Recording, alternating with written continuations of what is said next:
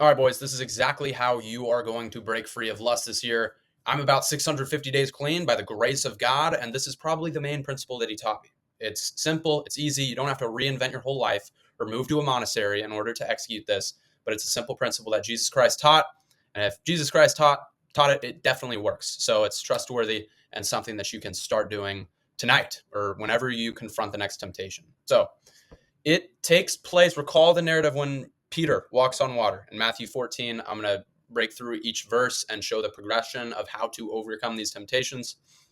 Anyways, it starts off with Peter 14:28 through 29. Lord, if it's you, Peter replied, tell me to come to you on the water. And Jesus replied to him, and he said, come. Then what happened next? He got out of the boat, walked on the water, and came towards Jesus. Peter was literally walking on the water at this point. So he steps out of the boat and does the miraculous. And this symbolizes stepping out of sin, out of addiction, temptation. It is a pure miracle. He's doing the impossible because of one thing, not because he has any inherent magical powers, but because his eyes are focused on Christ. That's what you need to stick in your brain. So that's the first part. And then what happens next? And the first part of 14:30, Peter started to see the wind. He was afraid and he started to sink, actually. So in this one, the wind is representing your temptation, your stress, boredom, loneliness, fatigue, whatever is knocking at your door, distracting you from Christ, causing you to sink into that hole of sin. And the second Peter started overanalyzing the storm, redirecting his gaze from Christ, this is when he began to sink. And if he continued to do this, he would have drowned. So what you need to learn from what happened to Peter is that you can't argue with the storm. You can't keep your eyes on it. You can't debate with it. You can't make a compromise. You must redirect your gaze as soon as possible because you must realize you are drowning at that moment and you will drown soon if you don't redirect your gaze. And now we get into the part where we actually implement the saving principle. So this is at the brink. This is what to do and what not to do. First, we're going to tell you what not to do. It is the discipline fallacy. It is so easy to think that discipline is what we need to improve on.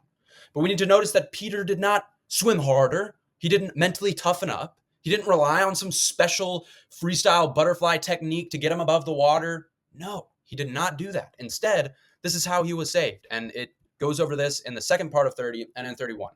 He simply cried out the most wholehearted, authentic, Lord, save me. And immediately Jesus reached out his hand and he caught him. Simple as that. And notice the word right there, immediately. Jesus didn't wait 5 seconds, 30 seconds, nothing. It was immediate. His hand was out. He took him out of the water. Peter did nothing. All he did was realize that he was helpless. He was drowning, and Jesus was the only one that could pick him out of that sin. That's it. That's the principle that you need to realize. Jesus didn't shame him. He was like, oh, look how low you already are. Look, you're already drowning. How weak are you? No, he didn't shame him. He saved him immediately. That's the key word. So the victory moment is not when you resist harder, when you muster up enough strength and you're like collabing with Jesus. No. It's not a cooperation process. You're not picking up a little bit of the weight. It is a unilateral thing. Jesus is the strength. Jesus is the only way. So if you want to break free faster, overcome temptation faster, you need to know it's when you surrender faster, because that is when the strength of Christ is realized in you. Sorry, boys, had to start a new video because the free version of Loom only allows you to record for 5 minutes. So here's the practical side of it, because of course, when you're confronting temptation in real time, it can be very stressful, intimidating, and when you feel like you're drowning. So this is the 4-step process. You need to remember, take a screenshot of it after I explain it so you can walk through this systematically. The first thing you have to do is name it early, not late. Don't let time go on. Name it early, know that it's a temptation, and point it out, because oftentimes the devil is going to disguise a temptation in curiosity, something harmless. Maybe it's your hormones or something. He's going to come in real sweet. He's not going to want you to let you know it's a temptation, because he wants to try and take root in your mind before your alarms go off. So know that. Point out the temptation and name it early. Step 2. Speak Christ's name. There is no other name in the universe that is more powerful than Jesus Christ. The demons are scared of it. They flee at it. They burn up at the name of Christ. So spiritual battles are won vocally, not silently. Don't think your internal dialogue is going to suffice for this. Speak Christ's name and use the powerful Uno reverse card in the devil's face. That's what you have to do. Speak Christ's name. Step 3, this is huge. Move your body. Get up and get to a new environment. Change location. Why? This breaks the neurological loop. You don't understand, but the process in which the temptation is fueled often has to do with what we hear, what we feel, if we're comfortable, what we're seeing. And if we do something as simple as move environment, if you just get up and go to another room for a second, it doesn't have to be the whole day. Go into the living room for 15 minutes and see how you feel. That's it. Change environment. Don't let them continue to take root, because once you uproot something and put it somewhere else, that's when the roots die. So keep that mental image in your mind and make a habit of changing environment as quick as possible.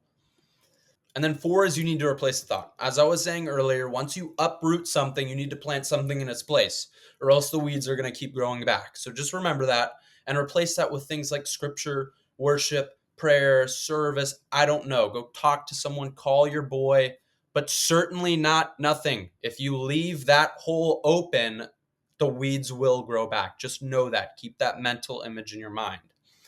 That is exactly how you do it. That's the 4-step process that Christ taught, Peter used, the Bible is telling you to do. And I promise that if you follow it step by step over and over again, you won't fall into lust.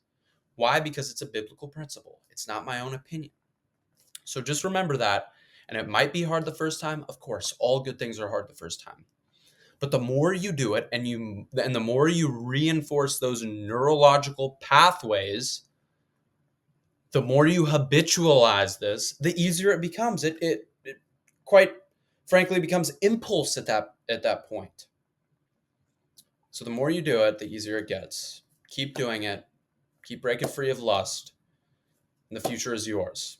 You'll take the world with Christ and watch your relationship with him flourish. Anyway, subscribe for more. I'm going to be breaking down more ways on how to overcome lust biblically.